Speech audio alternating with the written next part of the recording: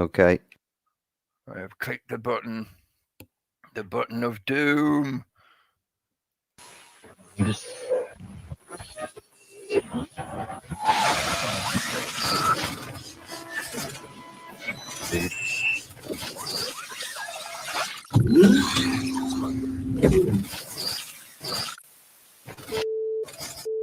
Welcome to your awakening.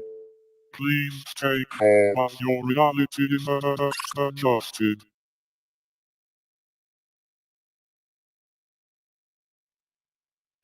Press the right button helps. Good evening, ladies and gentlemen. Yes, if you press the right button, it helps. It's convenient, isn't it? Welcome back once again. Another edition of Sol Excalibre on this moon day evening, just gone the 8 p.m. Nearly on time. And it's the 6th of the 7th. We're into the next month. The month of July. I hope you're getting ready. It's only going to be a few weeks until we get to August, and then the bullshit is really going to start rolling again. But we shall see as we get into it. Yes, good morning, global gulag. It's been interesting to see and hear a lot more people are starting to, how should we put it, are starting to put the glasses on. I dug out my glasses. Yeah. Now I look a bit like Stevie Wonder. I'll be driving later. Put the glasses on and see this thing for what it is. I recommended some of his videos a few times recently. Vernon Coleman, Dr. Vernon Coleman. And he's been getting a hell of a lot more views on some of his videos now. And YouTube's been doing its thing, disappearing some of them. But if you go to his website, you can find the transcripts for them at least. And I think it demonstrates a lot more people are starting to twig to what is actually being done around them. And quite a few of them are maybe not necessarily fighting back, use that fighting phrase metaphorically, but they're certainly resisting it in different ways. I'll come back to that towards the end of me rambling. But just to make the point that it's not all doom and gloom, and there's been plenty of demonstration that it's not all doom and gloom, and the system's quite happy for everybody to be stuck in the fear of the doom and gloom. Fear the impending doom that hasn't arrived yet, but it's coming soon. You need us to protect you from the fear. All that usual bullshit propaganda. But there's been a steady roll of things over this week, some of which are long-term positioning. I'll put it that way. I think anyway. Long-term positioning. Yeah, it may not necessarily be long-term in a very extensive sense, but certainly for the coming months, they're not actually meant to be relevant right at the minute, but they're planting the seeds for the coming winter months. They're going to be growing winter crops this year, if that makes sense, hopefully. Right, find me notes. Hello to everyone in the chat room. Thanks for joining in. Dan Conzio, hello. And that's Society and Reality Chat. There are two in the room. Hello. Lynn Anderson, hello. And Lotsome Tatro, hello. And So Safe, hello, hello. Yes, call out your name for the register. Yeah. Welcome, one and all. Thanks for joining in. Well met, fellow Hale. Yeah, just to mention a couple of the unfortunate things from this week. Found out the news just this afternoon, just earlier on. Well, I should say this evening rather than this afternoon. I can't say I knew him personally, but I interacted with him a little bit, and I knew him as a podcaster, as a content creator on a few podcasts.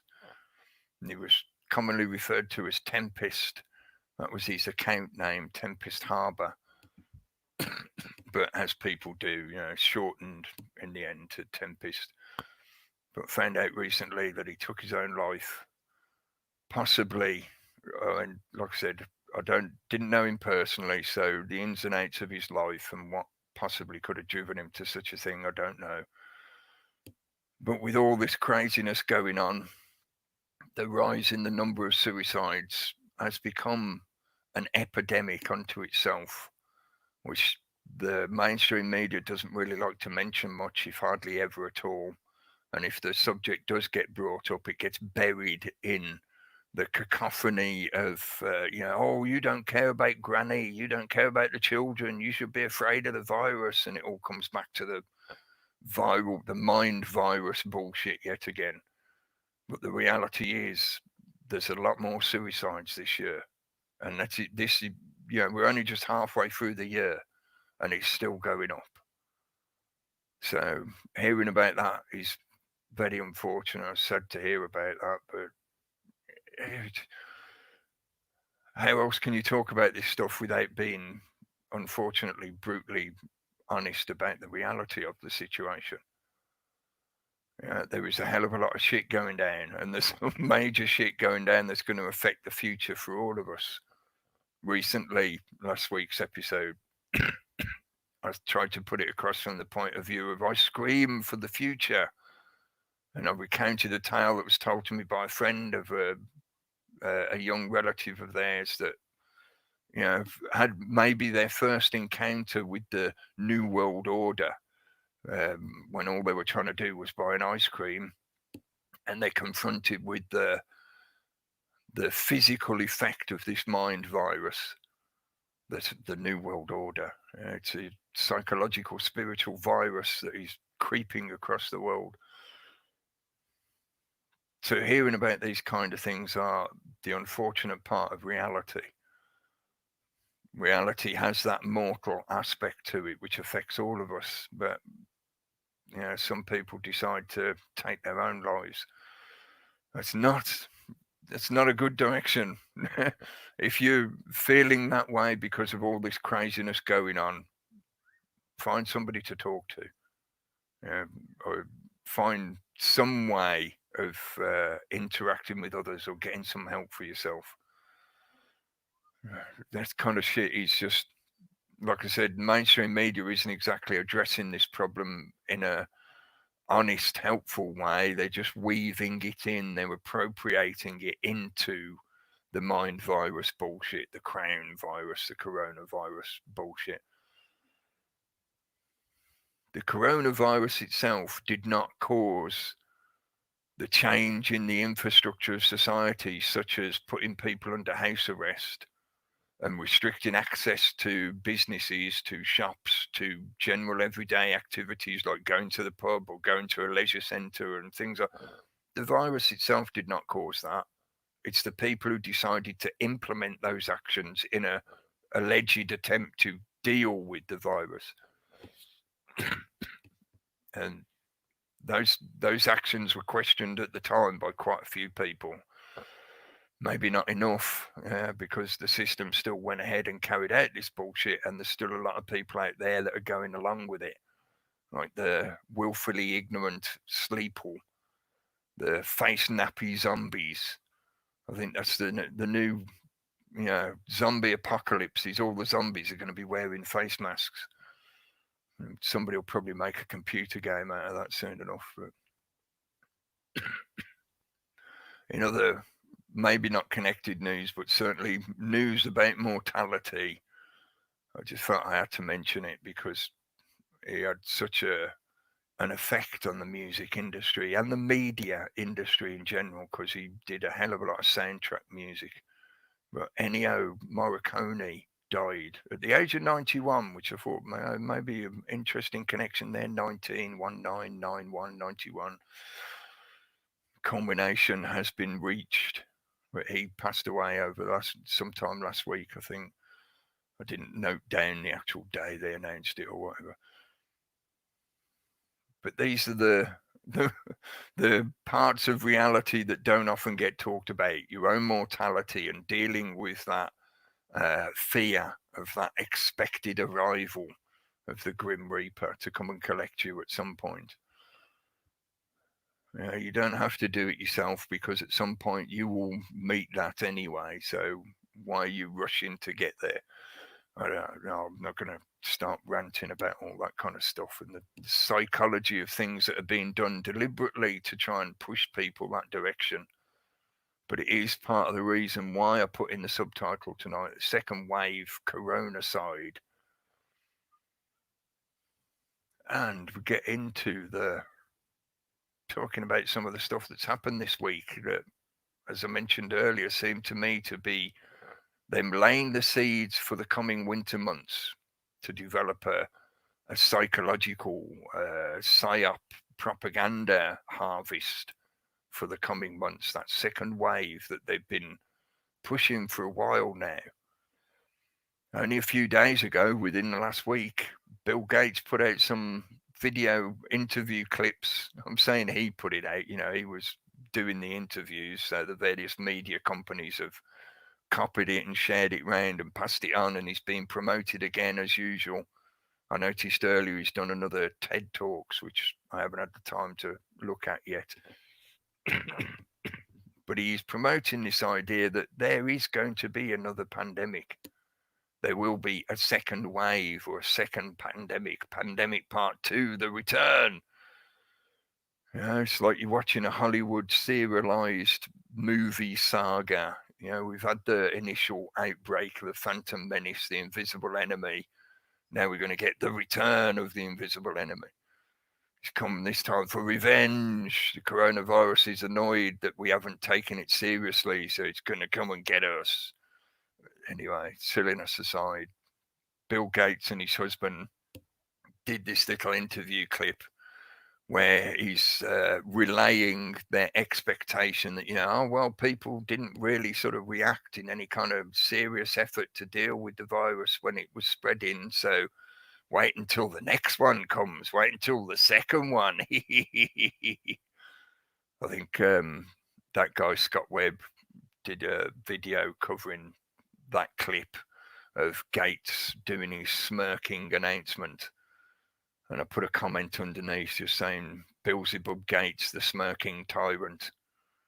It goes far beyond what's referred to as duping delight, where a trickster or a con man or somebody that's just trying to manipulate you in some way can't help but hide their glee at how they are tricking you. So you get little facial indications, body language indications that indicate they're actually smiling on the inside because they know they're tricking you. It's a little bit like if you've ever had a young child demonstrate a new magic trick to you that they've just learned from their book or whatever, and they can't help but smile to know that they're playing this trick on you. That's duping delight. It can also be like if you're playing a gambling game like poker, and you can just see that tiny curl of a smile on somebody's face because they just got the 2 aces and they're like, oh yeah, I'm going to get them there. Commonly referred to as a tell in poker, but it's duping delight. But Gates' reaction, Beelzebub Gates' reaction, and his husband as well, can't help themselves but smirk. They're not hiding it. They think it's a fucking joke. They think it's just a bit of a laugh that, oh yeah, this stuff we tell you, wait till the second one comes. That is the level of disdain they have for the populace. They claim they want to help the populace by bringing us vaccines to protect us all, but they can't help but smirk and laugh when they talk about the oncoming second pandemic that's going to kill loads more people. That's the facial expressions of a psychopath.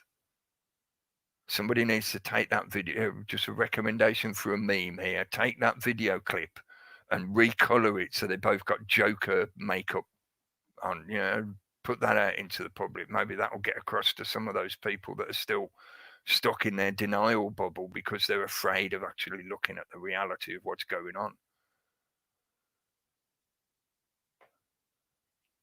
In other more hopeful news, to a certain degree, possibly hopeful, and again, this is why I put the subtitle the way it is, Second Wave Coronacide. Ghislaine Maxwell, I'm going to call her Ghislaine. I know there's some debate about how exactly you're supposed to pronounce her first name, but I think the pronunciation of Ghislaine is more appropriate. Ghislaine Maxwell is a maximum well Anyway, yeah, Ghislaine Maxwell has been finally arrested, magically tracked down. She wasn't quite as good as Bin Laden, who managed to escape capture even after he was in hospital getting dialysis treatment. But he magically disappeared into the caves of Tora Bora, and the world's military and agency might couldn't track him down. But they managed to track down Ghislaine Maxwell eventually, a year later or 2 years later, whatever it's been since Epstein didn't kill himself. Where is it? I know I've got that somewhere in my silly little banners to stick up. Yeah. And in remaining news, Epstein didn't kill himself. Yeah. So, coronacide or coronacided, because what I found very interesting about that situation is not long after she got arrested, and she was obviously taken away and incarcerated, she was required to do a test, a COVID-19 test, and the test result came back positive. Now, I've heard that some people are arguing that she asked to be tested because she wanted to get herself into a comfortable incarceration in some kind of medical institution where, the conditions would be a bit more comfortable than being in a prison cell somewhere. I debate that. I think it's completely the other way around. The system, yeah, I'm going to refer to that ambiguous generalization. The system, I think, is very aware that if they try to suicide her in the same way that they suicided Epstein, and I'm not going to mince my words about it, I don't believe any of the mainstream media bullshit or the official story. The guy did not kill himself. He was murdered in that jail, in that prison. So they can't get away with doing that again, even though she was supposedly going to be incarcerated in the same place as he was. They know that if they try and do the same methodology again, it's just going to blow everything out of the water. They're going to wake up even the most sleepy of the willfully ignorant, sleepy zombies. So they've got to do things a little bit differently when they finally suicide her. So I think it's more likely that she was given the test because by having a positive test against her, they can manipulate her into a medical suicide, medically enacted suicide, basically. She didn't kill herself, but she died of corona.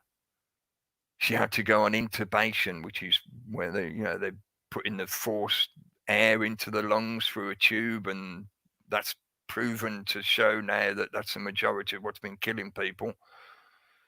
They'll put her onto an intubation in an ICU, which means nobody can go anywhere near her, so none of the lawyers can come in and interact with her, none of the media can interview her, nothing like that. No, she'll just be totally isolated away from everyone else. And then in a few months' time, she died of the virus. The news will come out that they tried to keep her alive so they could take her to court, but she died from the virus. And that's not the same as the suicide they did on Epstein. So they'll avoid a lot of the questioning of, hang on a minute, how convenient is it that she's just suddenly dead? Considering the situation, I've got to pull this clip up. Thanks to Dr. Rock for sharing this. Well, clip, it's just a picture, but just really makes the point of how already highly aware the general public is of what happened to Epstein.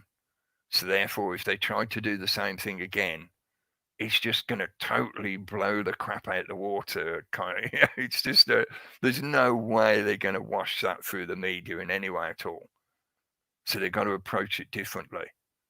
And at the moment, it's highly conveniently appropriate that somebody gets given a label of positive diagnosis for the crown virus, and then that means they can be taken away to a isolation ward somewhere and then killed off, medically killed off. As Dr. Rock's put in the chat, medicide. They can be administered to in such a way that, like the Liverpool care pathway or the care pathway methodology that they use here in the UK, she'll be killed off. She'll be suicided. And they'll just label it as, oh, it's just another COVID death. Yeah. Unfortunately, we didn't have time to prosecute her because she was in isolation. But yeah, tweet, and yeah, I'm sure it's a mock-up job. It's probably not genuine, but a tweet from Hillary Clinton that says, "I'm deeply saddened by the impending suicide of my dear friend Ghislaine Maxwell." They're not going to get away with doing that same shit again. I'm saying they're not going to get away with it. They got away with it the first time simply because there is not the weight of people needed to really force the situation into the open such that it will actually genuinely get pursued in a legal or lawful way. It's just not going to happen. In the same manner as they did with Jimmy Savile, what they're hoping to do is to cut the chain of investigation. They got rid of Jimmy Savile. Yeah, I think they wore him down basically and gave him an illness or something that finished him off. But once he had died, and they let it all out the bag and they revealed all the information that was actually already known about the guy, they expected the public to move on from that point. And they could designate it. It's all just historical. Nothing to see here, folks. It was all just Jimmy Savile. No need to go any further with the investigations. No need to ask like why he was at the palaces with the royals and all this kind of no. Just he's dead now, so we can all move on, and it's all historical. And I think the reason they suicided Epstein, if they did, if he's not actually been whisked off somewhere and just replaced with the cadaver of a body double or even a fake, manufactured dummy kind of thing. They hope to create that element of cutting the chain and saying it's all historical and he was the only guy that needed to be prosecuted and he's dead now, so it doesn't matter. Move on. Nothing to see here, folks. They need to potentially do the same thing with Ghislaine. And I don't think it's just convenient timing that this is happened now. Gary mentioned this to me just as we were about to start up live on air.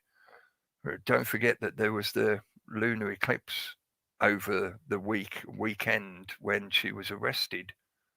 A lot of the people up there in the positions of manipulation have an obsession with dates and astrotheology and aligning things to happen on certain dates and times that correspond to certain numerological values and all this kind of stuff.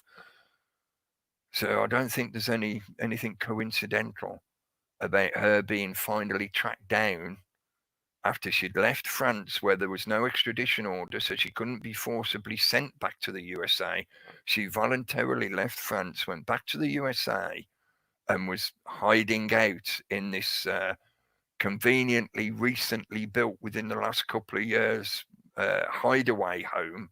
It was like a lavish forest chalet out in the woods in America. And then, of course, she gets picked up by the FBI because now she's back in the USA. They can track her down and arrest her, pick her up. Convenient timing to fit in this middle of the year timing period when a lot of people's fear of the virus is easing off, but they want to give you something to chew on that makes you feel like something is happening, something is being done leading up to the American elections. They're arresting the pedophiles to give the public this impression. Keep kicking the ball down the road, kick the can down the road, keep it going, keep them distracted, keep them feeling like something is actually being done for their benefit. Meanwhile, over here, we're busy implementing things that are fucking up their future. So even if they do drag Ghislaine Maxwell into a courtroom, do you expect all the intricate networks of the establishment institutionalized paedophilia rings and child trafficking and international slavery, you think all of that's going to get pulled to the front and dealt with? Probably not. I'm saying probably just in case. I'm not, I haven't got a crystal ball to look into the future. But I'm basting in the roasting tin. I'm basting my sort of estimations, my speculations on previous events following the same kind of patterns, like I mentioned about Jimmy Savile. And there's been a number of other celebrity paedophiles and, other nasty people that have been brought to into the public and supposedly dealt with, yet the actual entrenched web is never truly addressed. It's like throw another scapegoat to the baying mob so they can stick them on a stake and burn them and feel like something's been achieved. But the actual foundation that the system is based on, which is one of entrapment and manipulation of powerful people through their own bad traits, immoral attitudes and actions, that can be used as blackmail and leverage so that they can manipulate global politics. That's not going to ever be dealt with because that's not to the benefit of the system. They'll never bring that to the forefront because that would be, from their point of view, it would be self-defeating. So, Ghislaine Maxwell did not kill herself, but she will more likely be coronacided by the crown walrus, as I've referred to it in the past, the crown virus. Are you the walrus? I had in my notes as well a little side note about Putin being declared president for life. There's a lot of positioning happening on a global political scale at the moment. They're preparing for the next stage. What's been happening during this time period for the last year, this year, has been the shaking up of the state of play. Now that the board has been shuffled, they're now positioning ready for the next phase. And things like Xi Jinping being made premier for life in China, now Putin has been made president for life in Russia. Could something happen during the American elections and some kind of emergency act enable Trump to remain in office or even somebody else to replace him, but based upon the same kind of propaganda argument that there's emergency that has to be dealt with, therefore elections are sort of by the by and this person is going to be in office until the emergency is dealt with, and then the emergency never actually ends. They just keep extending it, like they have done with the emergency actions in a lot of countries. And certainly a lot of major cities are still under the adjustments to the legal environment based on the claims of an emergency situation. We need to have armed police at the train station because the war of terror. And now it's, we need to have military units set up at the end of your street because the crown walrus and everybody has to get tested.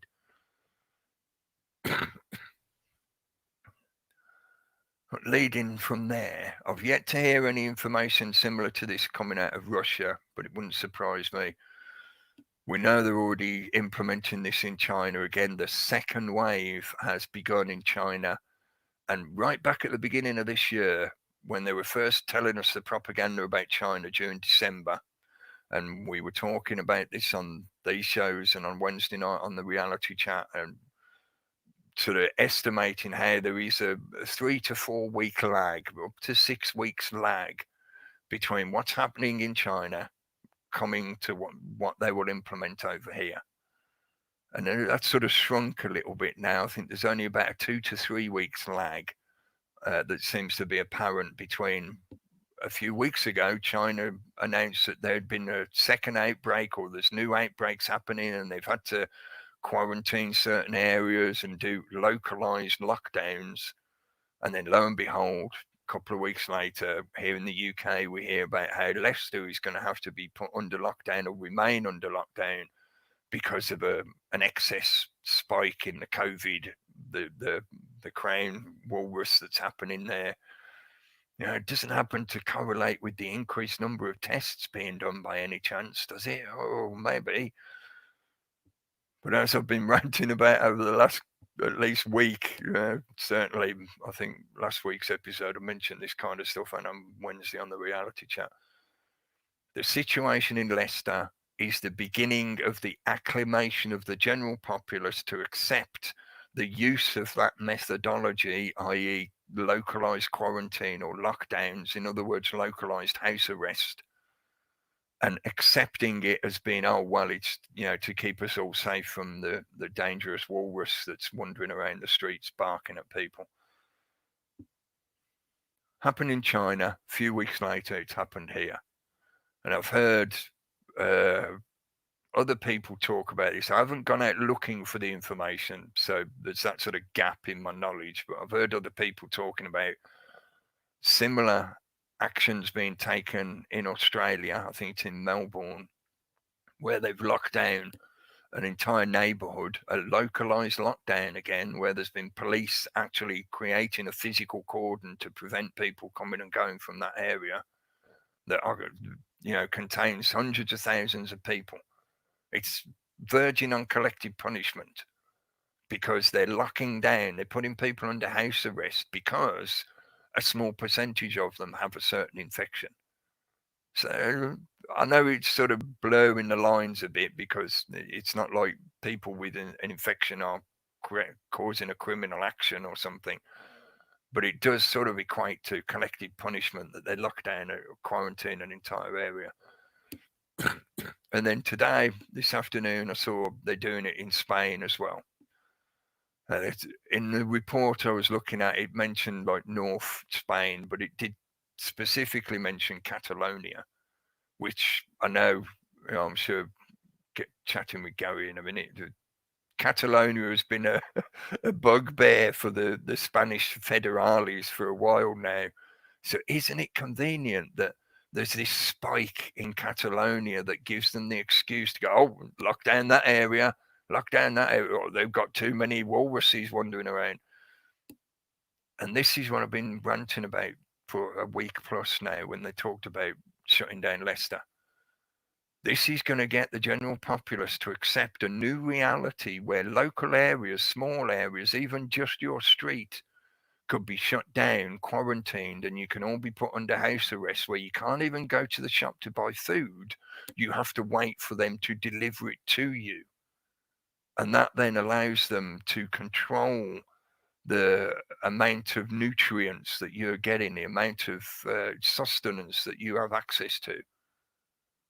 This is like the calorie counting control that Israel does on the Palestinians in Gaza. They limit the amount of calorific content that is allowed across the border deliberately to keep the people somewhat malnourished, weakening them basically, to keep them on the edge of survival. They give them just enough for a survival ration kind of thing.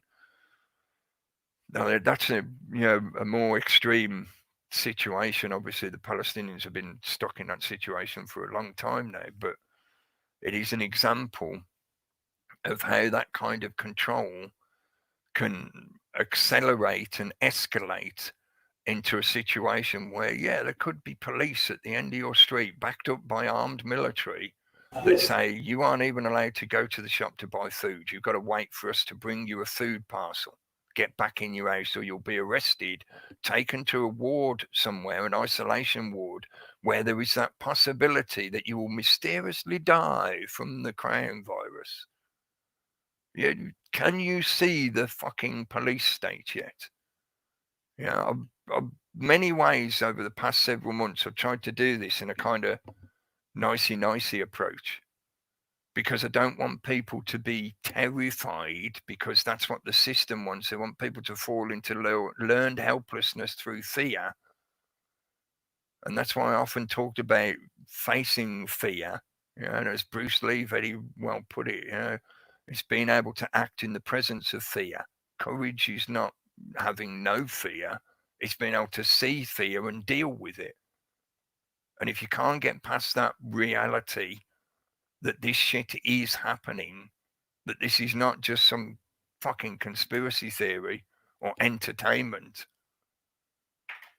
this is the fucking reality. So I'm swearing a lot, but I think it needs that kind of emotive velocity. This is the fucking reality that they are implementing. And that then could enable me to have a little rant about the face nappies. I think I might start referring to them as that more often. The face nappies, the face masks, the facial coverings, which demonstrably even their own institutions admit they are pointless. The cliched meme doing the rounds at the moment is it's like building a chain link fence around your house to stop the mosquitoes getting in. Wearing those masks is pointless from a health point of view. Maybe if you're giving them to people that are ill and then they are put separate from the rest of, the healthy people, you isolate them, you quarantine them because they are provably ill. Yes, that could be useful and help prevent the spread of whatever it is you're trying to deal with, whether it's this thing or something else. But the claim that getting people to wear a mask when they go into a shop, a mask, and again, emphasize that it's just a facial covering. It cannot. It says on the side of the box, this will not protect you from COVID-19. Yeah. They have to put a disclaimer on there because they know full well, the manufacturers know full well that this is not going to prevent you catching a virus if that's what's transmitting it. Yeah? And expecting people to wear them on public transport and on and on and on it goes. This is getting people to demonstrate how much they actually just accept the orders presented to them, stand on one foot and pat on the head to protect you from the walrus. How much do people actually accept it and just go along with it without question? And now we're getting to the stage where if you do question it, if you do, as a lot of people did recently over this weekend here in the UK, because the lockdown was eased and now you're allowed to go to a pub again, you're allowed to go to certain places that have been put on shutdown for months now. Lots and lots of people have been out and about and enjoying themselves and going out and doing their thing. Here over the weekend, there's a lot of pubs on the little high street in this town. And I was walking down the high street the other day and there was little clusters of people outside the pubs. The high street was a bit more busy than it has been in recent weeks and months because of the easing of all the bullshit and people have been coming out more. But just the fact that the pubs were open, they were allowed to go in and have a drink. Lo and behold, there's quite a little crowd of people gathering at each pub, which is good to see. I'm not into the whole alcohol and pub scene kind of shit, but it's just the fact that people are getting over the fear. Even if that is just because they've been allowed to go out. It's giving them the experience that they're out and about and they're doing stuff and where's the invisible enemy? And nowhere. Fuck it, have another point. And I've been lucky here. I think there's a lot of people around this area that don't buy most of the bullshit. And I rarely see people wearing masks.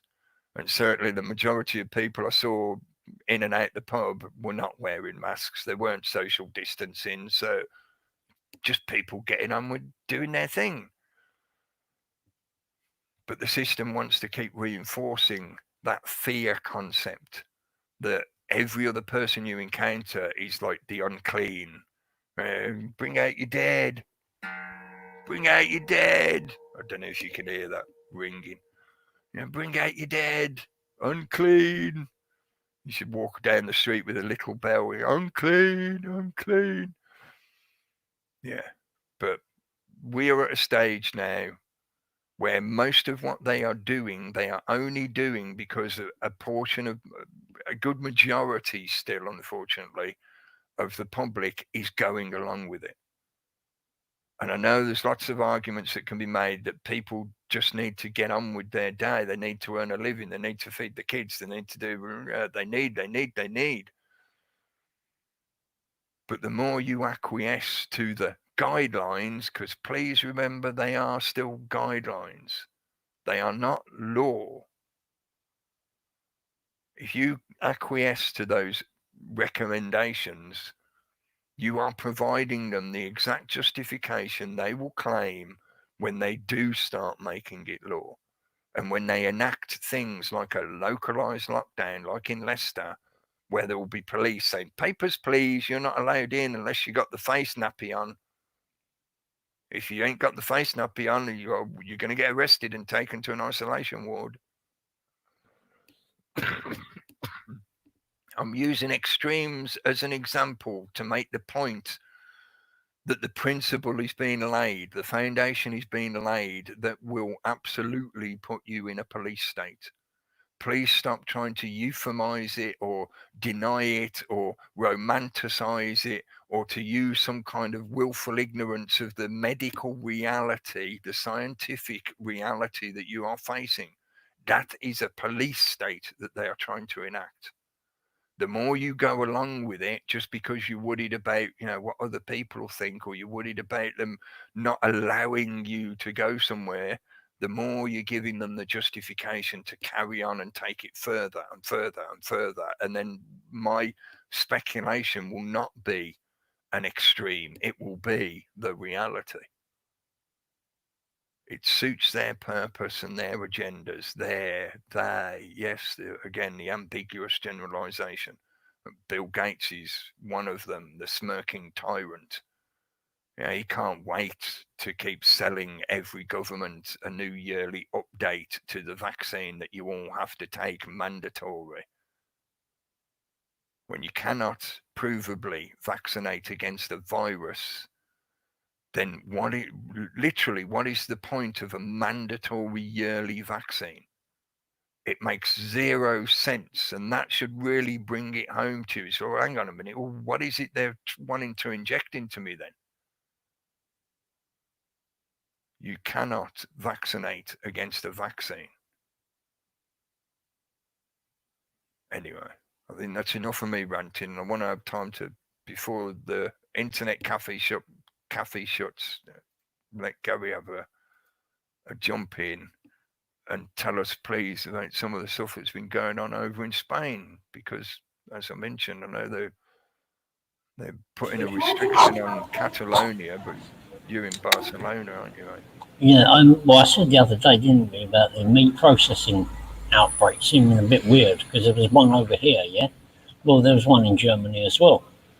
But what they was doing here today, the pensioners were protesting outside the Bank of España because they was talking about, putting a cap on pensions or making it a bit more difficult, yeah? Man, that image is so ironic. Che Guevara on his mask of compliance. Yeah, I mean, most people go along to get along. Plus, like I said before, the Catalans do care about others a lot, each other. So, they go along with the thing about, maybe you'll stop somebody else from getting it, yeah? But the one where they've gone down on lockdown is in Lerida. Now, this was in the news a little while ago because a lot of fruit picking goes on there, and they were going to say, how are we going to pick the fruit this year? Yeah? Mm-hmm. So, you've got a new lockdown in Lerida, COVID-19 outbreaks. There was only new coronavirus cases doubling a week. Authorities don't rule out tighter pressures, but I read down here, 14 outbreaks are currently active. Well, I don't know about outbreaks, but anyway, yeah. So I was wondering as well when they said about the counting. I forgot to mention it while I was ranting about the situation here in the UK, and it turning out that they've been double counting because of them listing the nose swab and the throat swab as two separate items. So that person's sample basically gets counted twice. Yeah, that's come out recently. And that's just more on top of the pile of the evidence that we've talked about for months now about how the numbers are manipulated, and the majority of the numbers that they claim to be COVID or the crown walrus are just manipulated numbers, massage numbers. Well, I said early on, I mean, no cure for the common cold, is there? That's what they said. That's what we were brought up with. You know, there is no cure other than your own self-cure, if you know what I mean. You go through the cold or the symptoms, and you and vitamin C. Yeah, and you heal yourself. C and D, yeah. You heal your own body, and yeah, that's something that, again, the vaccine thing and the flu shots every year people were getting, they weren't really working. They were just spreading flu. And do you catch it that way? And this is the conflicting thing. They say you catch it, and then they're saying, yeah, and then the other side of it is people are saying viruses can't exist outside the body. Yeah, because of virus, or you produce these toxins that build up over time because your body goes through. It's always changing. It's always, renewing cells and all this type of thing.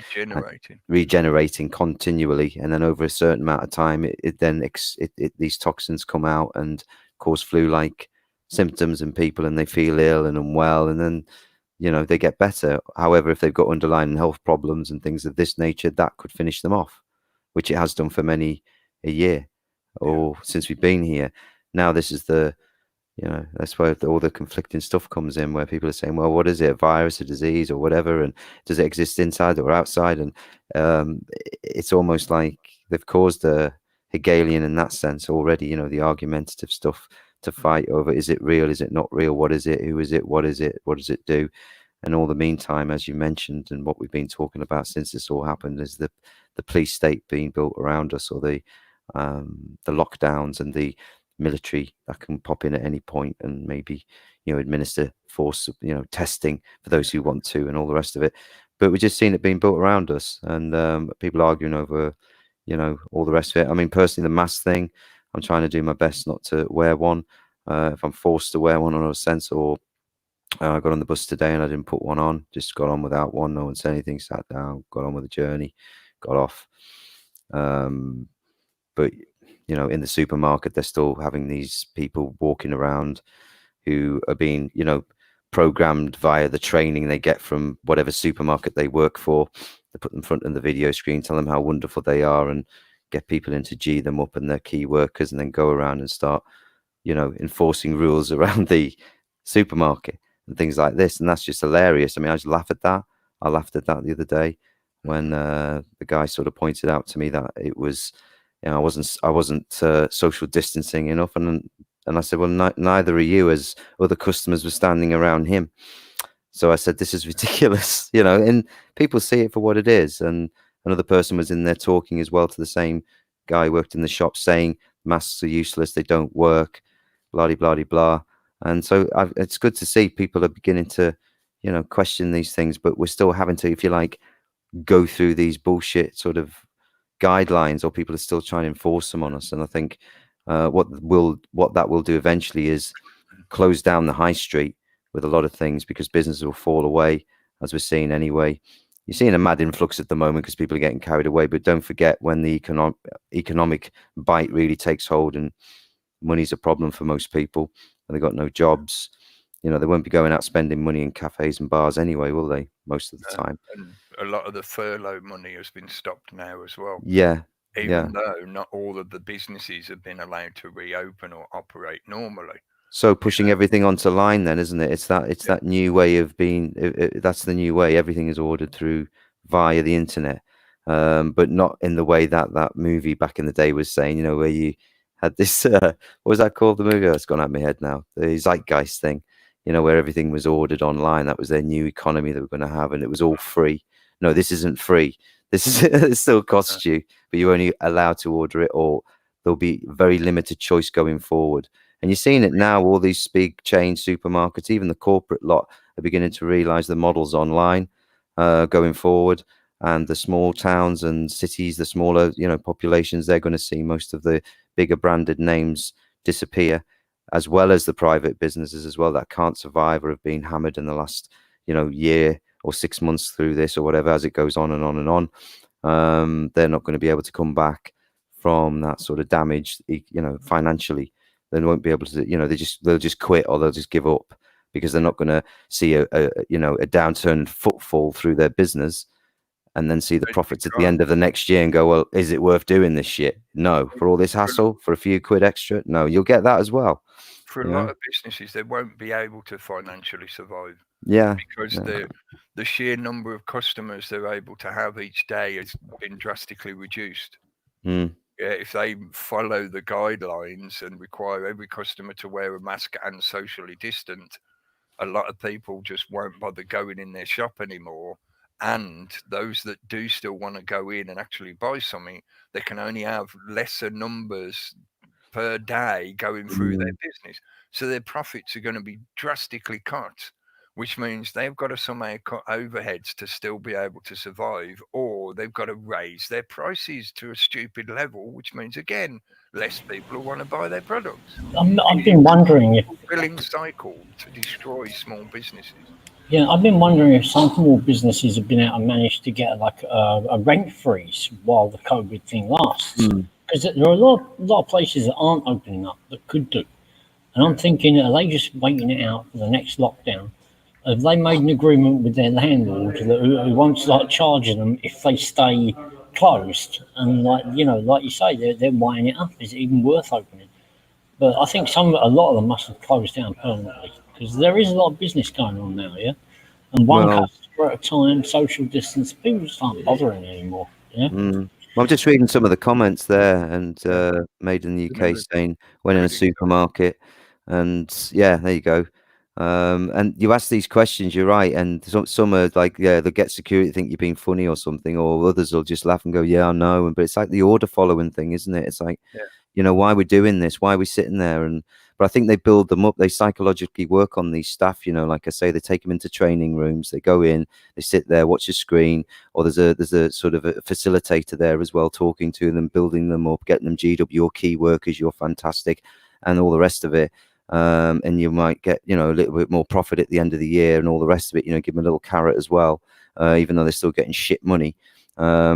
But that's how they play it, and that's how they do it. And some go for it, and some are like, oh yeah, go on then. And they're the ones you see as the militant ones walking around the supermarket, thinking, you're too close to each other, move away. That kind of person.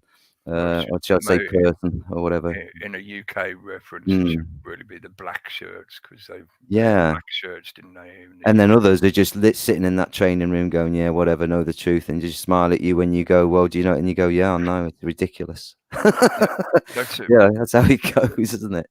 It's also another example of where they're using psychological and financial pressure on people. It's like, well, you've got to earn a living, haven't you? So you go along just to be able to be allowed to earn a living. Yeah. And then it's only one step further for the employer to require mandatory vaccines for their employees. I didn't keep the article open, but so some of that kind of situation is already starting to begin in the USA, where some universities are requiring the returning students to have both a flu vaccine and a COVID-19 vaccine as soon as it becomes available. That is the step that will enable and justify any employer out there asking the same requirements, which means at some point we are going to hit that two-tier society, the kind of Gattaca movie style society, where if you don't have the certificate of vaccination ID, or as I called it, the Crown Obedience Verification ID, the microdot tattoo thing that Bill Gates presented it as, but you've got to have some form of biometric proof of your vaccination history. So you can't get a job unless you have the bullshit vaccine. And there we go, more conquer and divide on the screen there again, just playing that game again. They've been doing that since all this shit kicked off, you know, nation against nation, you know, and all that going on, you know, England, Wales, Scotland all split up into these different rules and all the rest of it. And Gary, you're sharing this anyway, so I'll let you talk about the Tartan Mosque. I love the Tartan Mosque. But it's crazy. That's what they do. It's all about the separation and keeping us apart. It's about uniting the opposite, coming together, talking about this, discussing the lunacy, the madness of it, and not doing it en masse, and they won't be able to do anything. You know, if everybody just didn't wear a mask tomorrow and went out, then, you know, what they're going to do. Unfortunately for their propaganda, that image of the one guy with the Saltaire flag on his face mask works better because it's just like a cross over his mouth. Yeah, it makes it more apparent that he's wearing a muzzle, you know, to shut down his speaking. Listen to this one. More from that event at the Scottish border. People dressed in hazmat suits, right? Telling people to stay the fuck away and screaming plague carriers of people in caravans and camper vans. Unclean, unclean, fucking Unclean. Unbelievable. I won't play that. What ridiculousness. Bullshit that might get us a strike and shit like that. Yeah. Meanwhile, Nicholas Sturgeon. Yeah, I got that one right. Oh, you mean Cranky? Yeah, Nicholas Sturgeon responded by sharing her latest book reading with everybody. Jimmy Cranky. Yeah. Not much can take me away from a good book whenever I get a bit of time off on a Saturday night. But tonight this has. Saw it in London a couple of years ago. So she was watching this. It was a musical about Alexander Hamilton. Yeah, one of the founding fathers. And like I said before, this 5-pointed cross, yeah, if it's got one arm broken, it is like, you know, it's not a good sign, put it that way. Happy Independence Day. Oh, that's nice, wasn't it? Yeah. Loving the Independence theme. Oh, yeah. Even more so with that light behind him. Yeah, and pointing up like that. It's very, weren't ISIS doing that a couple of years ago? Yeah, they were all pointing with the one. It's funny, we had a lunar eclipse on the Saturday as well, didn't we? Yeah. Or Saturday, early hours, Sunday morning, I can't remember. But yeah, it's the weekend. And it's a time for great revealings and yes, and things are going to, you know, be exposed. And we're seeing that now anyway with the Giselle stuff, haven't we? But other stuff as well coming much bigger than that, I think. I mean, it's a time of the great revealing, you know. Here we go. That optimism side of things as well, because I said this right at the start, you know, I don't want people to think I'm just ranting because it's all doom and whatever. It's not. There's a lot of evidence that a lot more people are seeing through the bullshit.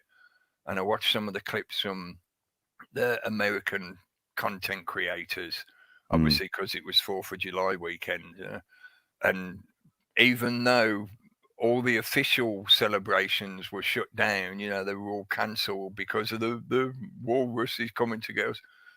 But as was proved by plenty of video footage that I saw, the people in general were still doing their thing. Lots of people had their own little celebrations. Lots of people were setting off their own fireworks and having little, you know, like street party kind of cookouts, you know, having the neighbours round for a barbie or whatever, you know. So a lot of the people are maybe not necessarily seeing all the kind of stuff that we often talk about, but they've seen enough to be able to turn around and go, no, fucking you and your bullshit. We're going to carry on with our celebrations. Thank you. And this can have a big, long debate about the founding fathers and all that kind of stuff. But yeah, that's just another rabbit hole, isn't it? It was another one of those windows that they opened that could have gone a good direction if people had sussed out what was happening. This is Ghislaine Maxwell's birth chart, by the way. All that activity up on the top right-hand side, a quillium, I think it's called, 5 points in Capricorn. Yeah, but what really points her out is that's not Lilith, that's Ceres. Opposition to Neptune and squared to the moon. And like she goes into it in a lot of detail, this girl. Yeah, she does a really good breakdown of it, dark star astrology. Yeah. And I put in there that on 7th Ceres went retrograde, and on July 12th, Venus meets our Aldebaran. And this is Aldebaran up here, I think. It's where the dark healing energy is mixed with Aldebaran. So that means that she's been a really lucky person, but you know, she's not really a Venus as such. You know, she's really just sort of, you know, Pluto, Lilith, that kind of thing. Yeah, a madam of a brothel, and Venus might correct that when it comes around on the 12th. But yeah, you know, well, she's got now, hasn't she? So. Well, yeah, and it's sort of like just. I was going to say confirmation, but you know, it's more evidence on the pile, isn't it? Yeah. She isn't exactly a nice person, and she's been involved in some very unpleasant stuff for many years now. Well, So, her whole family, actually, if you look at her family going back, I mean, they've been involved with all sorts of fraud cases that they all got off with, by the way, back in 1991.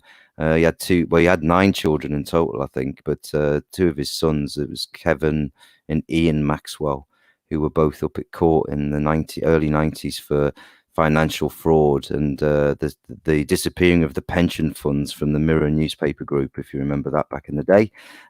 He was claiming debts. Apparently it's still the largest personal bankrupt declaration in UK history of 406 million. And they didn't have the fucking tits that she's got either, did they? Yeah, and listen to this.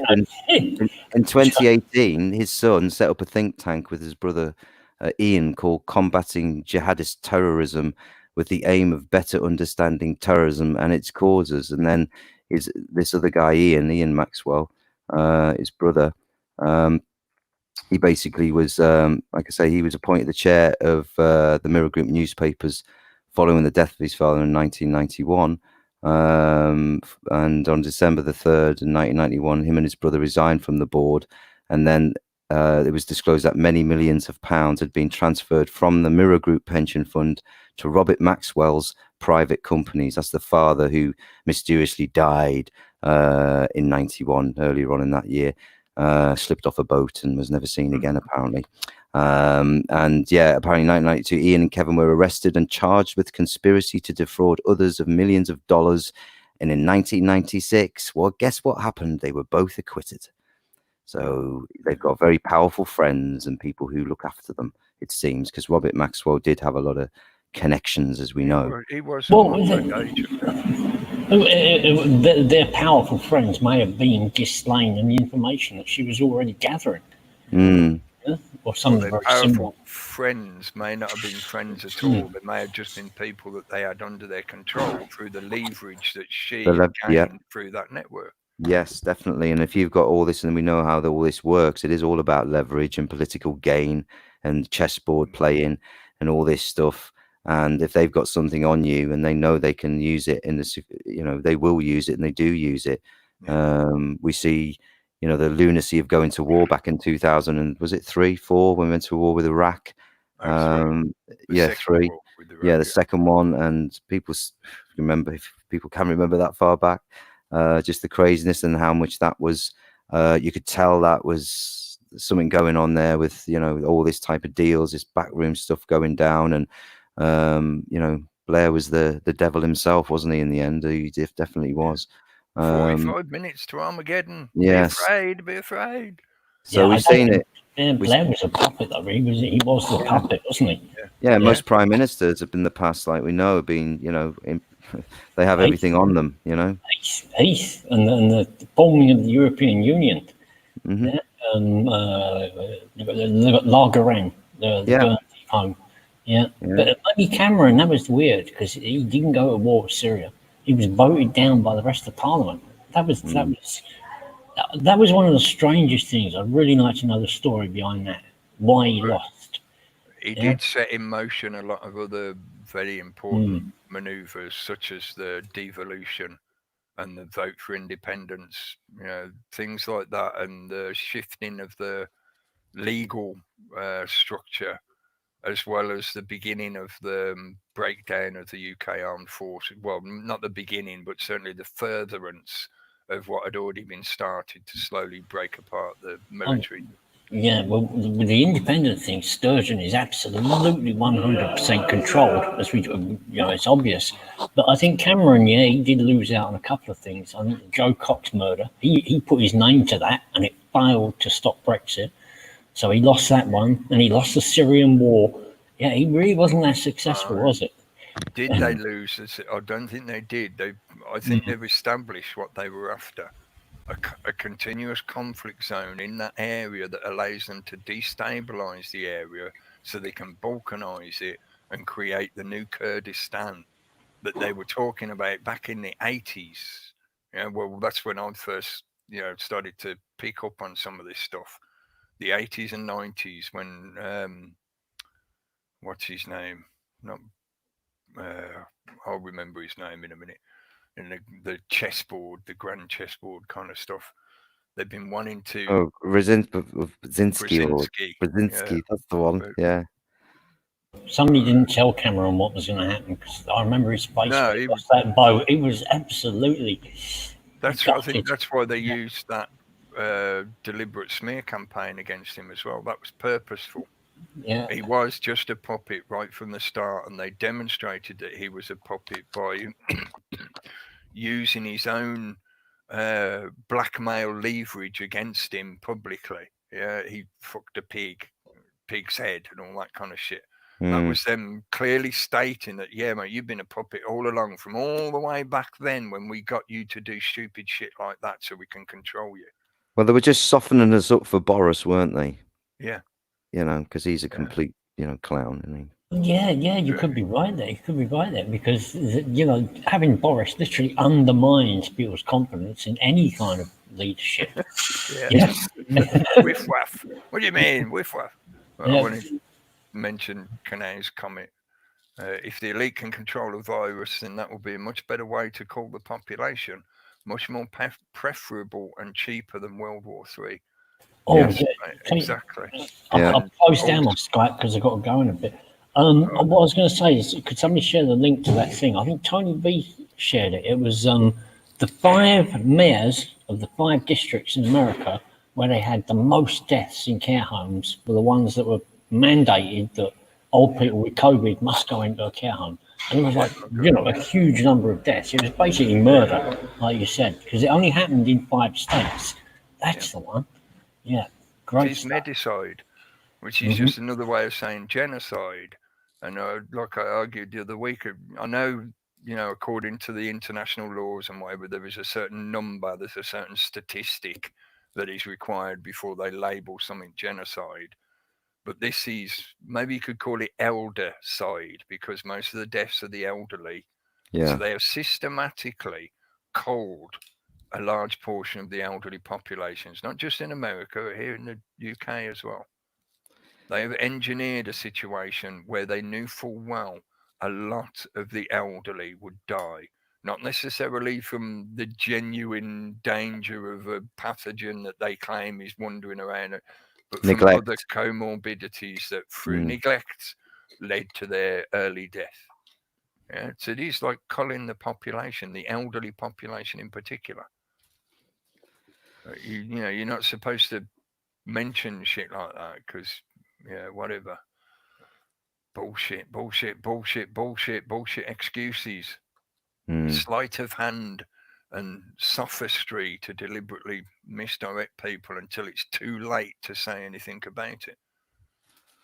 Yep. But yeah, I was going to mention about the World War thing. Although I don't buy into some of the rabbit hole of information about the virus being engineered in China, which they've been promoting a fair bit recently. Because if you pursue that thread, if you pull that thread, then you find that it's not really originated in China. It's originated most likely in a lab in Canada, where it then shifted to America, where it then shifted to China because of funding and restrictions on certain research in certain countries. And it connects back to the Pirbright Institute and connections to the Crown, the British Crown, the Royal Family. Yeah, I don't buy the thread that is currently being propagandized that China deliberately developed the virus so that they could attack everybody else with it, the Americans in particular. I think that's a version of the story that's been sold to prop up the justification, or to create a justification to start a war with China.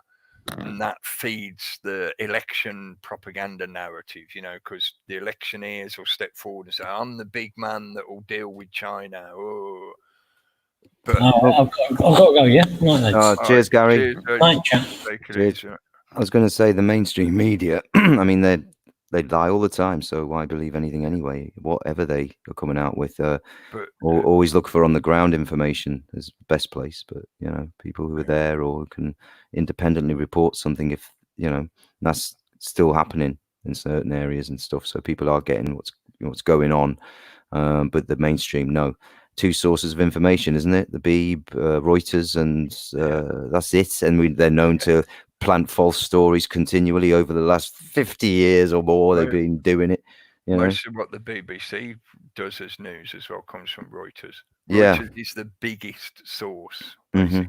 There are some others, but Reuters is the main one that all of them get their news from.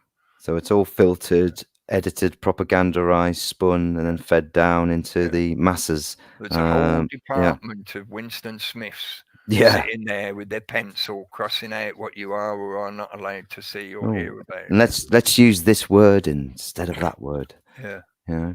But sort of thing. I've talked about this possibility or the potentiality that a lot of what we're experiencing at the moment is the build-up for a war.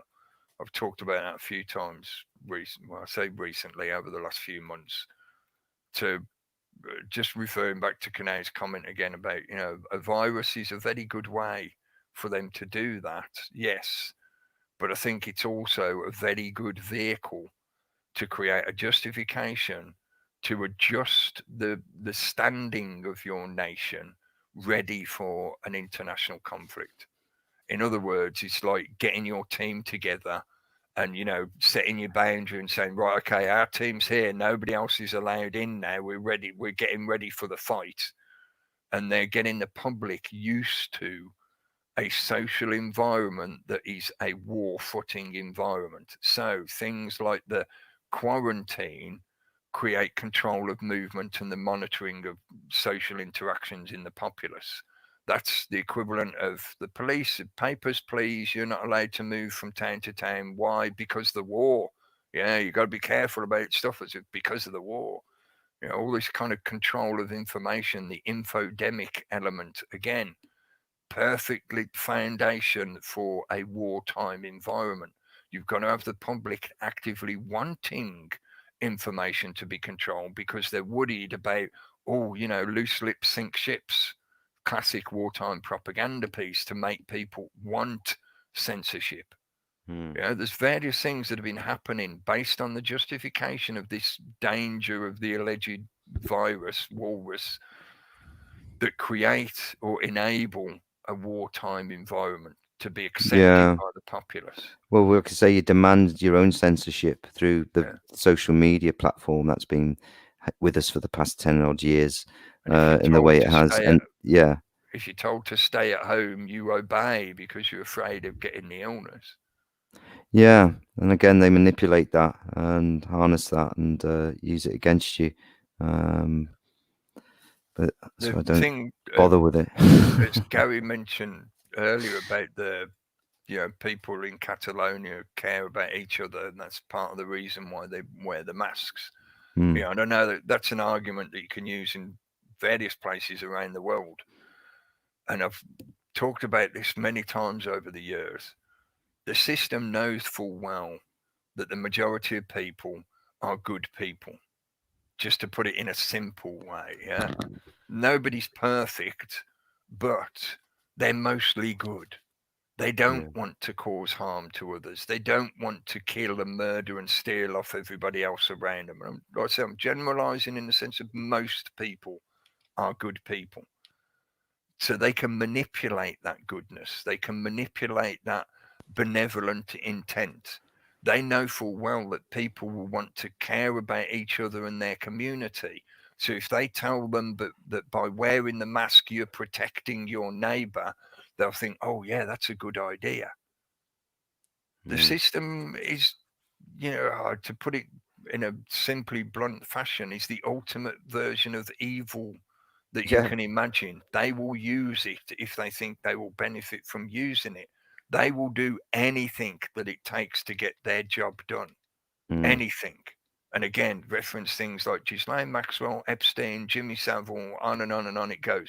They will do whatever it takes to get the job done to further their agendas. So manipulating you via your own good morals and good intentions is exactly what they will do. So when they and I've seen the propaganda for it, where they have people putting on masks and saying, I care about my neighbor, I care about you.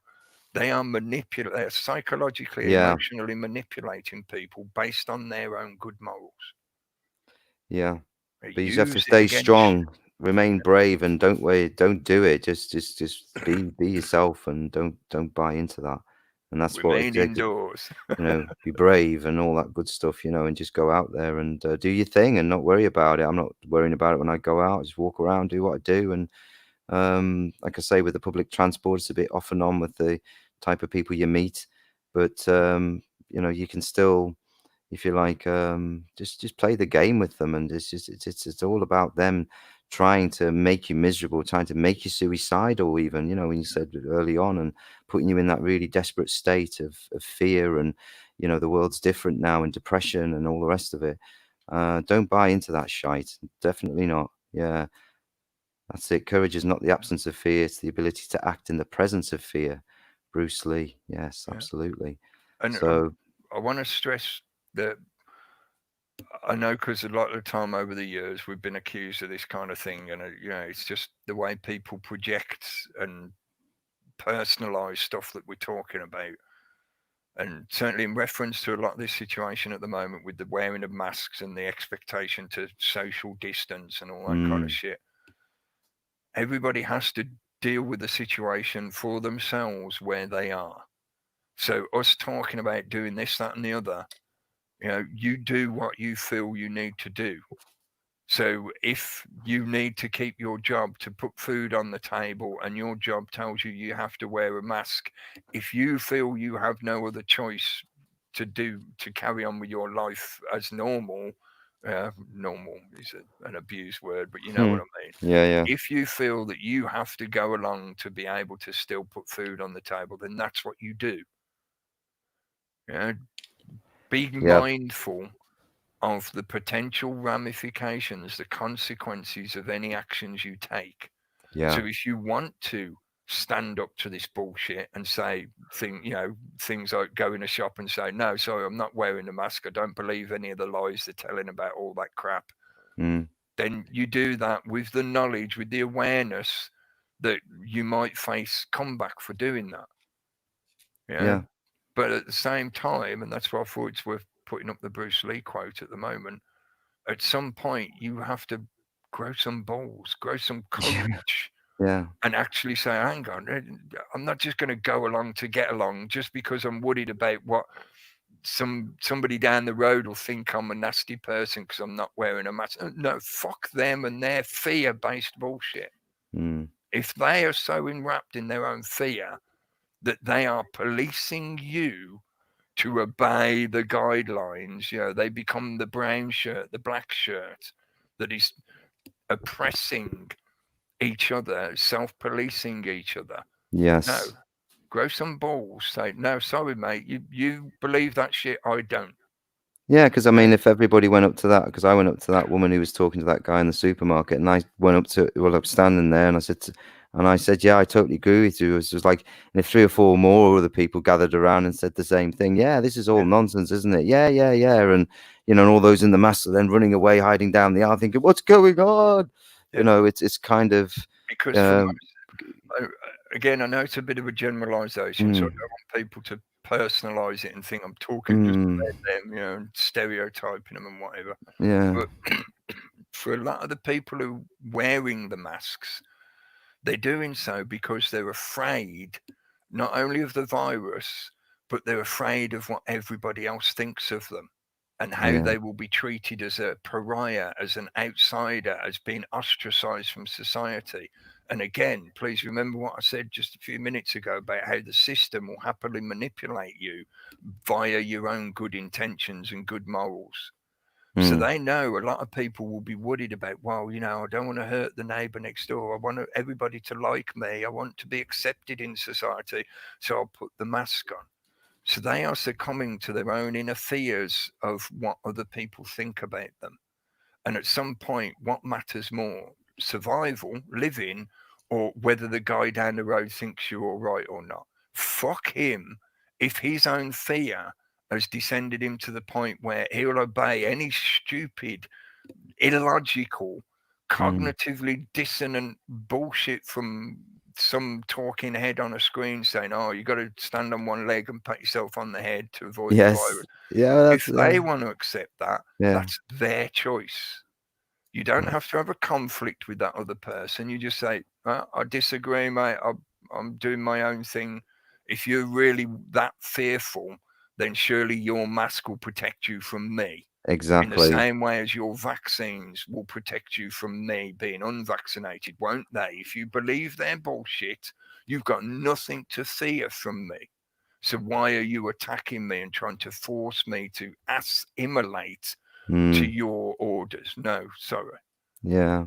Yeah. Well, I've seen a mixture around here of people who don't wear them and wear them. So there's a sort of a few who are and a few who don't at the moment. But let's hope there's more who don't going forward, because these people who are all masked up, I see them. I'm thinking, well, I see you around in a couple of weeks' time when you've got some horrible infection because you've had this thing strapped to your face. I mean, some of them look quite heavy, like like you can't breathe, like the ones you showed in those pictures before. No, You can't breathe through them bloody things. They're going to cause problems with even oxygen getting to your body, getting into your brain. It's going to. what's called hypoxia. Yeah. Lack of oxygen into the bloodstream, so it basically starves the brain.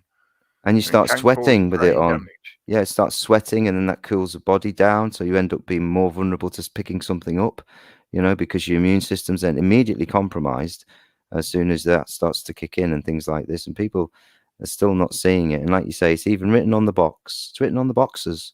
Check the boxes out. If when you're taking the mask out of a box, just have a look at the box and see what it says all over it. And it'll be written somewhere there that doesn't protect you 100%. It will say that. So what's the point in wearing the damn thing? So it's even there in front of your face. There you go. Truth passes through 3 stages. Yes. I think I thought it was appropriate because a lot of what we're experiencing at the moment, like your description of the people wearing the mask suddenly disappeared into the background once they realized they were outnumbered. Yeah. And No, I'm just saying that was just a scenario, Cookie. That didn't actually happen. But I think I know what you mean. Something that you will see, again, it's a generalization, but it's something that you will see more often than not. Yes. Whenever somebody espousing a particular idea that they've been given by somebody else that they have no gnosis on for themselves. Yeah. So therefore they are just repeating. They are repeating like a mantra the information from somebody else. Whenever they feel they are outnumbered, because they themselves are succumbed to a mob mentality, that's why they pick up a mantra and just repeat it, because they don't understand it. They're just doing what everybody else around them does, repeating a mantra like a mob. Yeah. Once they realize that the other mob is bigger than them, they back away, because their mentality is based on not standing in their own individual sovereignty and truth. They're based their mentality on a hive mob mind, which relies on numbers. So as long as there's more of them than you, they'll keep shouting in your face, and they'll just keep repeating their mantras that they've been given by somebody else that they themselves have no actual cognitive knowledge of. But if your number outnumbers them, they'll feel that they can't contest because their mentality views the world on that mob basis. Yeah. So to me, the difference is somebody who's speaking from their truth wouldn't care if there was 10 or 50 or 100 of you. They'd still stay and remain and continue the conversation and the debate. Whereas somebody who's stuck in that mob mind will see your numbers outnumber them, and they'll go, "Oh shit, I'm out." They'll scatter off. Yeah, exactly. Yeah, and So then it have a rethink. demonstrates that first it's ridiculed because the people don't actually comprehend it. They just repeating what some authority figure has told them, that what you've just heard is heresy, so ridicule it. Then it will be violently opposed because they don't know how else to deal with it, because they can't comprehend it. Then it will just be accepted as normality, as self-evident, as fucking obvious. Everybody always knew that, mate. Of course it is, yeah. Yeah. But up until that point, a lot of people will have that kind of mob attitude. I don't think we ever played it, but I think we mentioned it a while ago, a few weeks ago. The one video clip from America of a woman in a supermarket where she hadn't got a mask on, but the majority of people around her did have a mask on, and they basically henpecked her, abusing her, shouting at her, calling her idiot or whatever, and they chased her out of the store, basically. Verbally chased her away because she wasn't agreeing to the mob mentality of wearing a mask. Mm. And again, I'm saying a lot of this from the point of view of, for people who are informed about the situation. Obviously, if you're dealing with somebody who's nescient, which means it's not willful ignorance, they just didn't know. If you're dealing with somebody who's nescient to the information, then please have some consideration. Don't just dump a pile of bricks on somebody and turns out they just didn't know. They'd never heard the information before. They had no idea what was going on. Yeah. Be careful how you deliver your truth bomb, guys. That's Yeah. all I'd say, because I've seen it go horribly wrong with people, and they end up, it's actually the worse off than what they thought, because it just causes more dissonance, more conflict. So be More very defense. measured, and how you're gonna, if that does come up in your situation, in your life, in your daily life, which I'm sure it has and does, the way it is at the moment, you will come across that kind of dissonance, or people looking at you funny because you're not complying, or giving you the impression that you should go along with it and things like this. No, like I say, remain just doing what you're doing, and I think most of us here are doing that in the chat as well, and the people who listen to this. We know what's going on, and we're not going to do it. And again, to sort of go back to the optimism point, I'm calling it optimism. Optimism as a definition, and from the word, I think often gives the impression, or it's meant to give the impression, that what you're talking about is hope. Being optimistic means you have hope. Hope is having trust that things will get better without having any current knowledge that they will. You just have a faith, which is the same, roughly the same definition as the word trust. Trust and faith are interchangeable. You have a faith that as time goes by, things will get better, or will have the chance of getting better. But I'm saying this from the point of view of, it's more than just optimism. It's pointing out that there's good stuff happening while the system is constantly pushing out that there's bad shit happening. The sheer number of people that are starting to see through that kind of bullshit now and are just ignoring it and going about their day. You see more and more evidence of that now. And it's not in a little sort of channel on the back end of YouTube somewhere like we are, where we could rant about being shadow banned and all that kind of stuff. But it's just, this is what the environment's like at the moment. But over the past months, certainly 2 months, I remember I did an episode several weeks ago called 3 Weeks to Freedom, where I made that point of like, okay, the government said that this is only going to last 3 weeks. We'll give it 3 weeks, and then I'll come back to you folks and ask, well, what do you believe now? Do you still believe the official narrative bullshit, or have you realised that it was literally that just bullshit? Yeah. Now it's been several weeks since then, and this shit is still ongoing. And I've seen and heard now more and more channels on YouTube where the content that they create is nothing like the kind of stuff we do in general. They're not talking about the kind of subjects we talk about or information that we put forward or whatever. But now they are talking about this kind of stuff. Now more of them are going, I can't believe this shit. This is so illogical. This doesn't make any sense. There's no scientific proof. Yeah. Loads more people are starting to actually, maybe you could, I don't want it to sound derogatory. I was going to say grow a backbone, but, for a lot of people, they're just nescient to the information. And unfortunately, the majority of us are indoctrinated by this system to be naive to the levels of just sheer outright evil that the system will resort to if it feels a need to. Yeah. We all like to think we're living in the golden age, and it was only in the past when people were too crazy and evil and did nasty things to each other. It doesn't happen here. No, we're all lovely and everything's rosy and cream tea. Yeah, that's the facade of reality. Civilization is not so civilized, but more and more people are starting to have enough individual free will and truth within themselves to actually be able to call this thing out now and speak out Yeah. about it. And I Yeah. know Yeah. I've mentioned him a few times. Well, I mentioned Vernon Coleman earlier as well. You have a look at the numbers on his videos, at the way they've been rising. Mhm. More and more people are starting to go, oh, yeah, he's talking sense.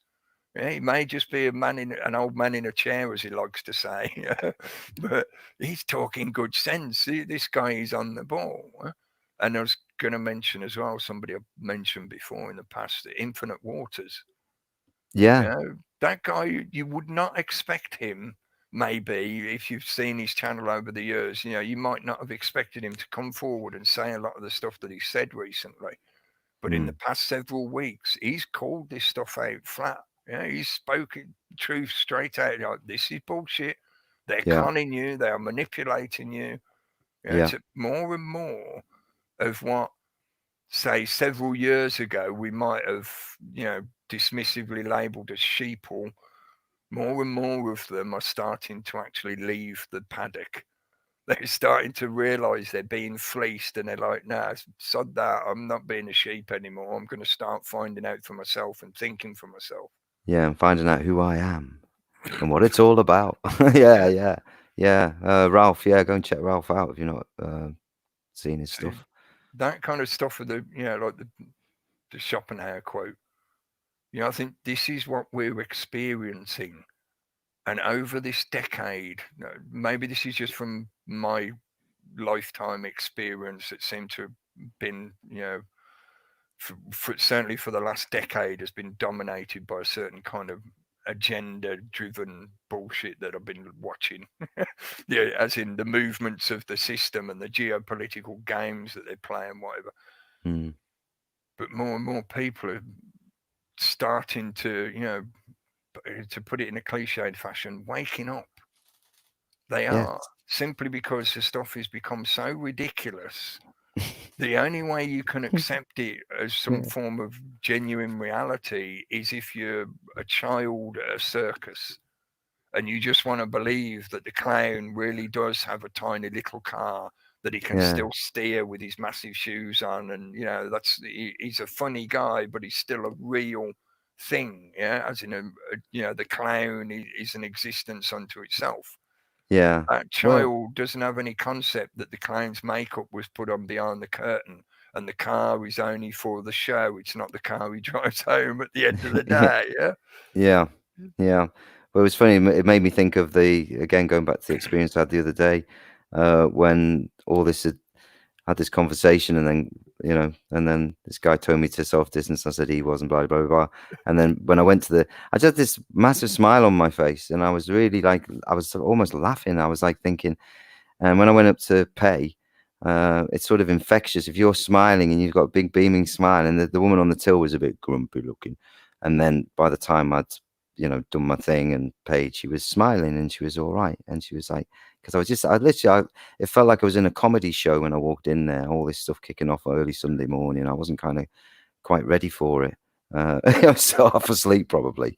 And then you're thinking, it's good to see people are waking up. Like you say, it is happening. I said it last Wednesday. It's a million times bigger than the 9/11 thing. If that woke you up, back then, or you saw what was really happening and put pieces together, it woke a lot up. This is just a global awakening now. So, And it's like, I think it was Days that said it a few yeah. weeks ago. It's like 9/11 in slow motion. Yes. 9/11 basically happened on one day. Obviously, they constantly showed us the video clips, and it became a thing for the next, till now, basically for a number of years and whatever. But the actual event only took one day. Whereas what's been going on this year is like 9/11 stretched out. So this ain't over yet. And remember, I mentioned it earlier, Bill Gates doing that little interview recently where he's having a little smirk about, oh, you wait till the second wave hits you. You wait till the next pandemic starts. Yeah, you ain't going to be laughing then. Well, he we was will be. laughing. It's why as well I thought this quote was Yes, appropriate.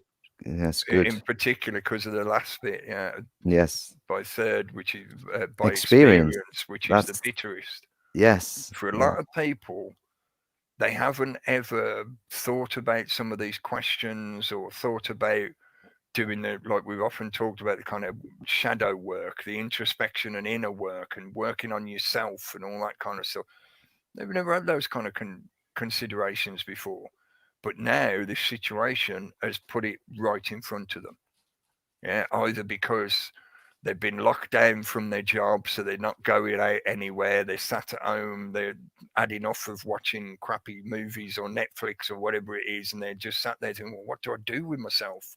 I'm so used to living this routine of the way society used to be. So what do I do with myself now? So they've been put in that point of experience. They haven't gone to this pathway by free will choice, which is like the first, by reflection, which is noble. Sorry, I should read the whole quote out. By three methods we may learn wisdom.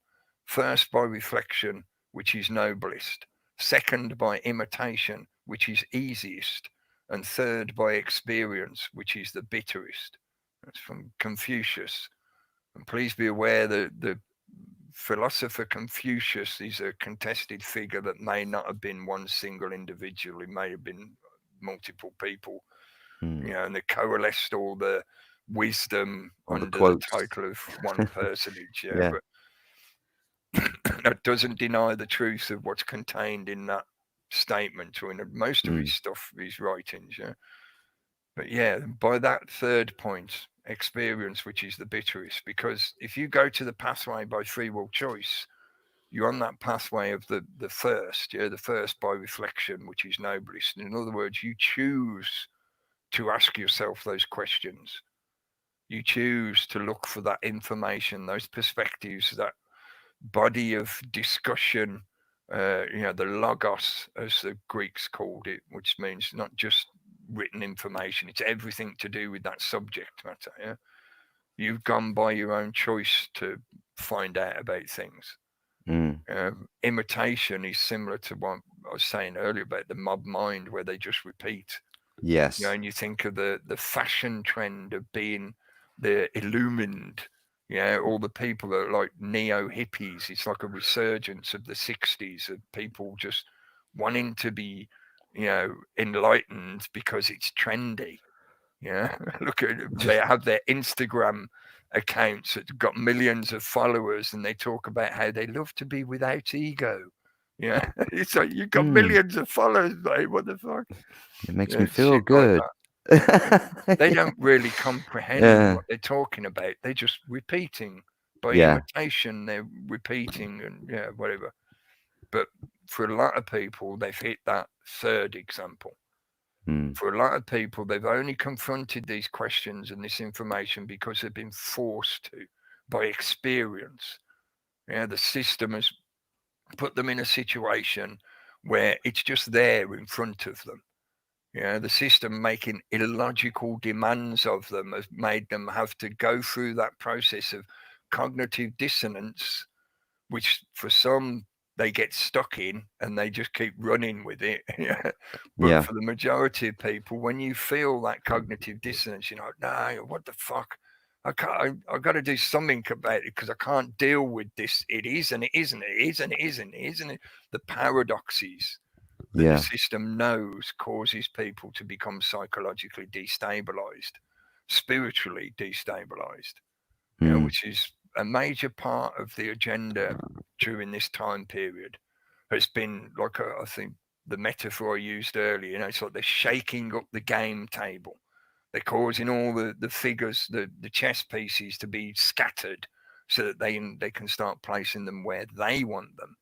They want you to be this obedient little pawn that only comes out of your cubicle when they tell you you're allowed to, and you've got your proof of vaccination and you're wearing your face nappy. Yeah, you that little pawn under control of the player. So don't don't don't think you're alone in having the kind of questions going around in your head of, I can't believe they're telling us to do that now. What the fuck's going on? Yeah.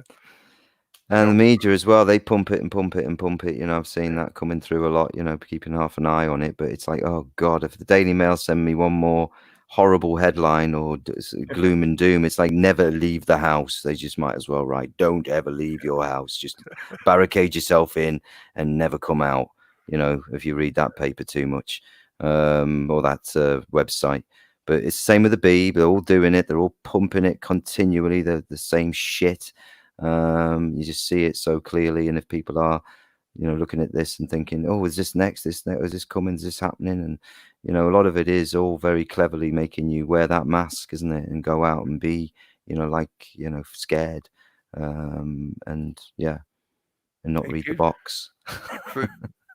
For a lot of people, it might be conscious for certain periods of the time that they're seeing it or experiencing it or whatever. But I was going to say, it's just reinforcing the subconscious acceptance, the subconscious fear that there is something, there is the invisible enemy out there, the phantom menace, this crown walrus, the coronavirus, you know, there's something there I've got to be afraid of.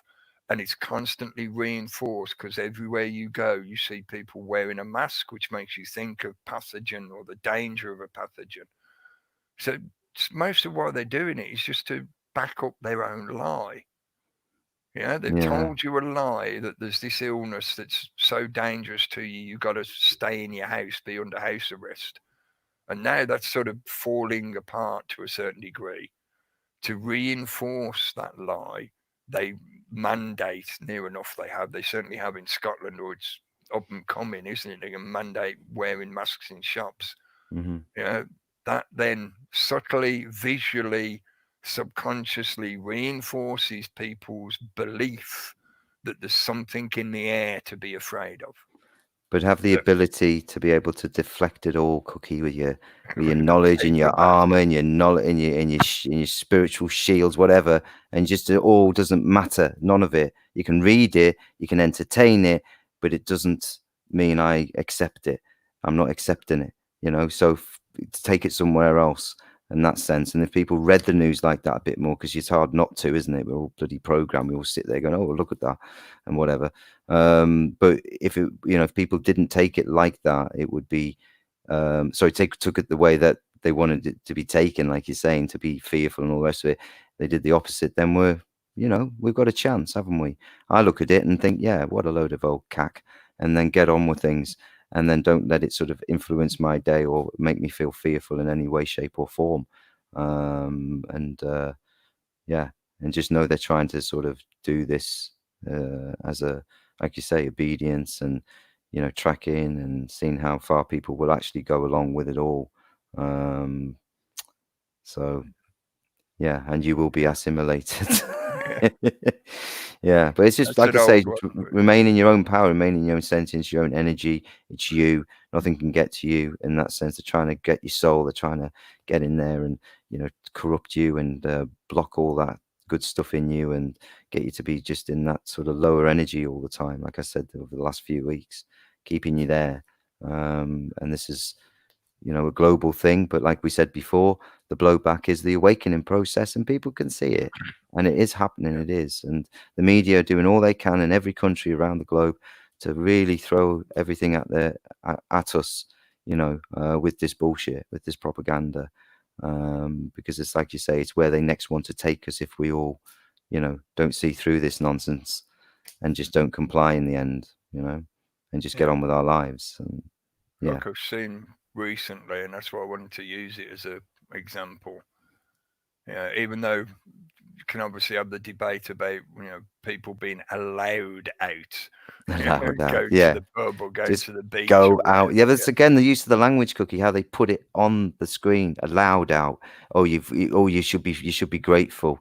And major Super incidents for Saturday. and the other week it was a major incident because a lot of people went out. It's you know, it's I how they did do hear this. somebody raised a point about, because you know I was sort of bemoaning all the litter that people had left. Yeah. But I think it might have been Mark Sellon I heard make the point that, well, you can't. How do you know that it was the people that left the litter there? Yeah, they could have set up that photograph deliberately just to, you know, use that argument to, oh, look how disgusting these people are. Look at all the litter they left, you know, that kind of argument. I mean, and we mentioned how they can manipulate the photographs as well to make them look like there's more people there than there actually is. There really is. Yeah, we saw that with the royal wedding, didn't we, in 2012? You know, where they manipulated that quite a bit with the angles. Some of the G20 stuff and some of the 2016 election stuff. Yeah. Where it looked like a big crowd in front of the podium, but then when you saw the more distant photograph, it was about 50 people. The photo was taken closer up, so it looked like a big crowd of people in front of the podiums. Yeah. Again, selling you bullshit and lies on a regular basis. Manipulating your perception, like mushrooms, keep you in the dark and feed you on shit. Which is sort of considering it's all got sun's gone now, so I think that's a good indicator and a good time to wrap it up a little bit earlier. Oh, that's okay, Cookie, because I've got to get up early in the morning, so that suits me good. Yeah, it's cool.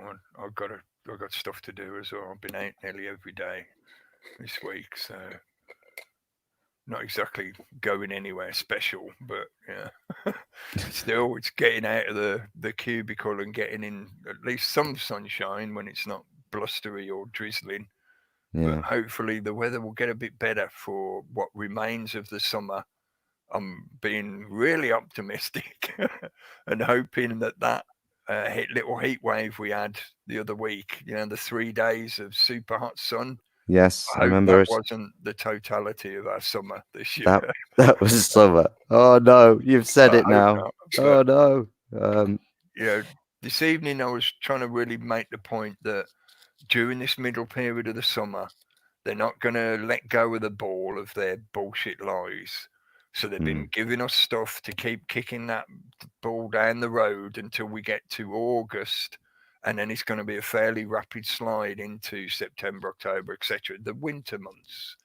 Yeah. So them not opening up the pubs now has been part of the laying of the foundations for them to claim a second spike, a second wave. Oh, look, because you all went out to the pubs and didn't social distance and didn't wear masks and do everything that we told you. Oh, naughty, naughty. Now we're going to have to lock you all down again. So this time period is a little bit like the gap in the relay race when you're waiting to see if the one runner manages to hand it over and the other one manages to grab the baton and they keep the race going. Yeah. We're in the time period where they could fumble that ball.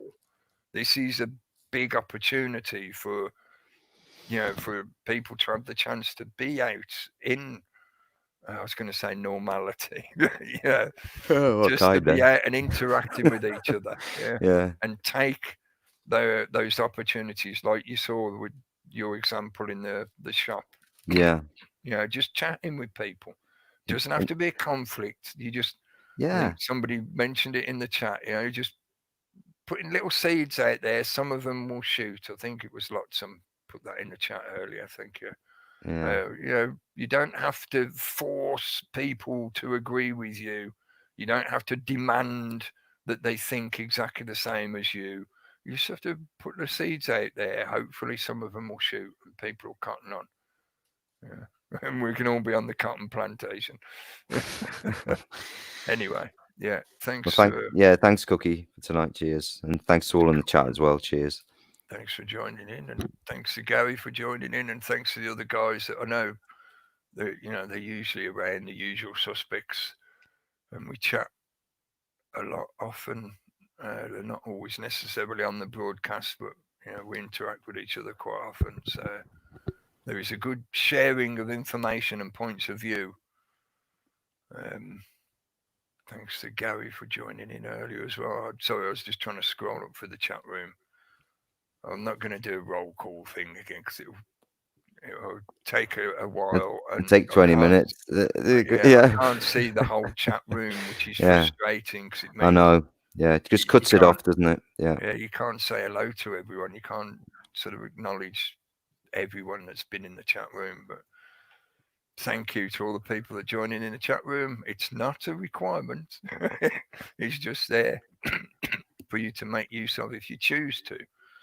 So thank you, hello, and thank you to everyone in the chat room.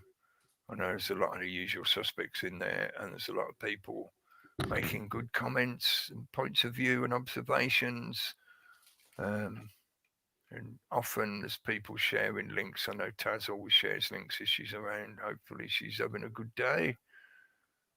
But yes, thanks everyone. Thanks for tuning in, giving us your attention for a couple of hours approximately. Please tune in to Reality Chat channel on Wednesday, 8 p.m. GMT. We'll do the reality chat. Pete hosts, and we'll talk about some of the news and other stuff. See how the conversation goes. Yeah. And check out Steve Tagoose on the Thursday night with the mystery show. And if you haven't looked at his stuff, please go and check out Vernon Coleman. I think he's saying a lot of sensible things at the moment. But yeah, there's plenty of people now speaking out about this stuff. You're not alone. It's not all doom and gloom. Don't buy the hype and the bullshit. Yeah. Keep talking, keep thinking before they make it illegal. And we'll see you again soon. Cheers. Cheers, Cookie. Click the button.